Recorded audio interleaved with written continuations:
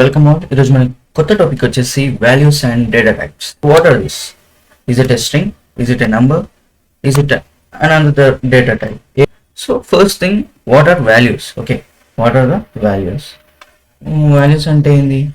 Sense of information we want to work with. That information can be data and can be different types.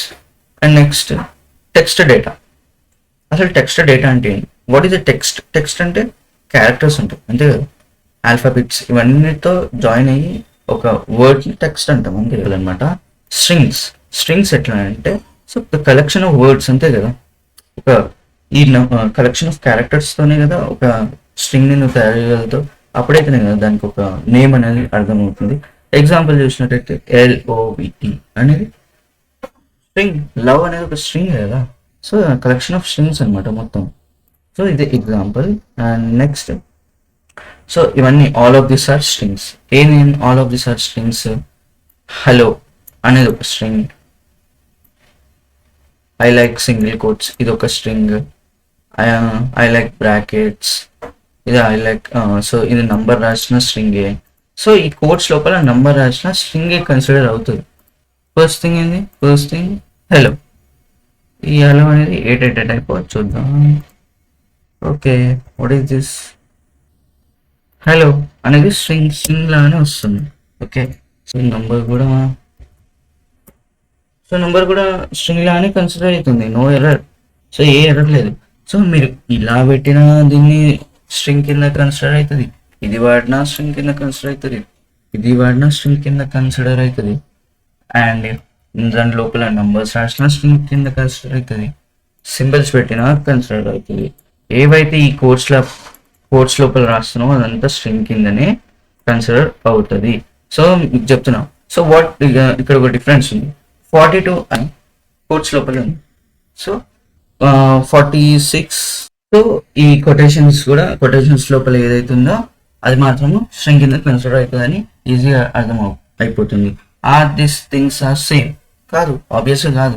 ఎందుకంటే this is the number and this is the string. ఎట్లా ఆబ్వియస్గా correct అయితే? So wrong. So ఇదేదో ఏ data type అని తెలుసుకోవడానికి మనం ఏం చేస్తామంటే టైప్ ఆఫ్ ఫంక్షన్ వాడుతాం. ఈ టైప్ ఆఫ్ ఫంక్షన్తోనే మనం ఏ డేటా టైప్ తెలుసుకోగలుగుతాం. ఫర్ ఎగ్జాంపుల్, ఇప్పుడు ఈ 42 అనేది నేను స్ట్రింగ్ అని చెప్పాను అంతే కదా, స్ట్రింగ్ అని చెప్పిన.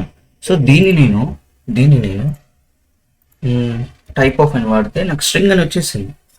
అదేమన్నా? సో నేను ఒకవేళ ఉట్టి 42 అని పెట్టింది అనుకో, ఉట్టి 42 నంబర్, సింపుల్, ఏం లేదు. ఇప్పుడు వేరేది ఏమన్నా, సో 2 అని పెట్టింది అనుకో, true, boolean. So type of functions వాడితే నీకేంటంటే అది ఏ టైపో చెప్తుంది అనమాట. So next thing numbers. Numbers అంటే నేను చెప్పిన already, what are the numbers. So నంబర్స్లో కూడా ఈ టైప్స్ ఉంటాయి. లైక్ ఇది number and this are the big number, and ఇక్కడ పాయింట్లో ఉంది, లైక్ ఫ్లోట్ పాయింట్స్ లా ఉంది, అండ్ మైనస్. ఇవన్నీ నెంబర్స్ 1 సో ఇన్ఫినిటీ. సో ఇప్పుడు ఈ ఇన్ఫినిటీని చెక్ చేద్దాం, టైప్ ఆఫ్ చెక్ చేద్దాం. ఓకే, టైప్ ఆఫ్ చెక్ చేద్దాం. So what is the infinity type of? Infinity type of అని కొట్టగానే సో ఇక్కడ వస్తుంది అనమాట. Java script has 2 kinds of data.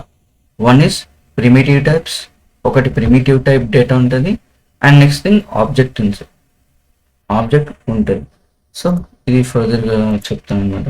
So Java script అనే దానికి 2 మెయిన్ కైండ్స్ ఆఫ్ డేటా ఉంటాయి. ఫస్ట్ ప్రిమిటివ్ డేటా టైప్స్ ఉంటాయి.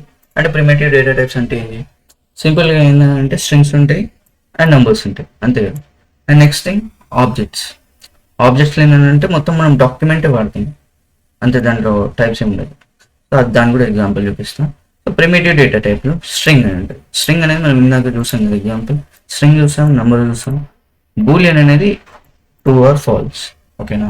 సో అన్ఐడెంటిఫైడ్ అంటే ఏంది? ఇప్పుడు ఈ అన్ఐడెంటిఫైడ్ అంటే ఏంది? నల్ అంటే ఏంది? సో ఒక చిన్న ఎగ్జాంపుల్ చెప్తా. లైక్ ఇప్పుడు మనం బూలియన్స్కి వచ్చినాం అనుకో, బూలియన్స్లో ట్రూ ఆర్ ఫాల్స్ ఉంది. అన్ఐడెంటిఫైడ్ వచ్చేసే వరకు, నల్ అని చూసే వరకు ఇక్కడ ఒక ఎగ్జాంపుల్ చెప్పిన, like blank void of nothing. So ఏముండదు, నల్, ఆడ ఏం లేదు అనే దానికి అన్ఐడెంటిఫైడ్ అండ్ నల్ అని డిక్లేర్ చేస్తాం. So this is the thing to know. And also ఇది ఈరోజు యొక్క ఎక్సర్సైజ్. ఐ హోప్ మీకు అర్థమైండొచ్చు. మీరు ఏం చేయండి, జస్ట్ ఈ వాల్యూస్ ఒక డేటా టైప్ అనుకోండి. లైక్ ఫస్ట్ మీరు ఆలోచించండి ఇది ఏ డేటా టైప్, ఓకే ఈ డేటా టైప్ ఏంది అని ఆలోచించండి. అండ్ నెక్స్ట్ థింగ్, ఓకే ఇదంతా కరెక్ట్ మీరు అనుకున్న తర్వాత అప్పుడు ఏం చేయండి అంటే మీరు టైప్ ఆఫ్ ఫంక్షన్ పెట్టి చెక్ చేయండి. సో ఫస్ట్ ఫాల్స్ అంటే ఏంది, ఆబ్వియస్గా ఏంది బూలియన్, అంతే కదా. ట్రూ అనేది స్ట్రింగ్, ఎందుకంటే కొటేషన్ మార్క్స్ ఉన్నాయి. సో డాక్యుమెంట్ డాట్ టైటిల్, దీన్ని ఏమనుకుంటున్నారు మీరు?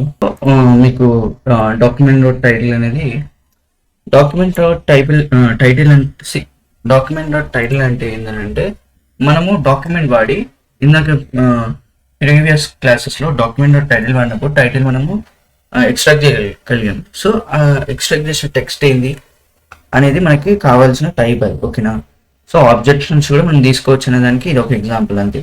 So some strings dot length అంటే సమ్ స్ట్రింగ్ యొక్క లెంత్ ఎంత అనేది వచ్చింది అనుకో.